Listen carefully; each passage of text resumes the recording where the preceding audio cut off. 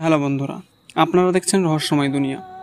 পৃথিবীর গভীরের সমুদ্রের নিচে এমন কিছু আছে যা বিজ্ঞানের আজ পর্যন্ত পুরোপুরি ব্যাখ্যা করতে পারেনি। একটা শহর যেটা এক রাতে পুরোপুরি সমুদ্রের নিচে তলিয়ে গিয়েছিল।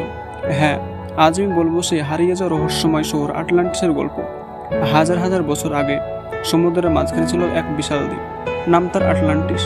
বলা হয় সেখানে মানুষ ছিল অত্যন্ত উন্নত, তাদের প্রযুক্তি স্থাপত্যের শক্তি ছিল বর্তমান যুগের থেকেও অনেক বেশি।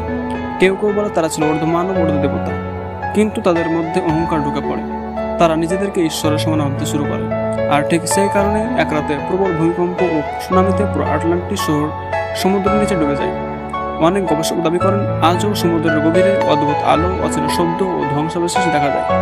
কিছু ড্রাইভার বলেন তারা পানির নিচে অদ্ভুত মূর্তি, ধ্বংসপ্রাপ্ত প্রাসাদ ও এমন কিছু স্থাপনা দেখেছেন যা মানব হাতের তৈরি নয়।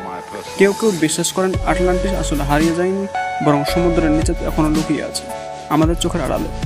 হয়তো একদিন সত্যি আমরা সেই হারানো শহরটি খুঁজে পাবো।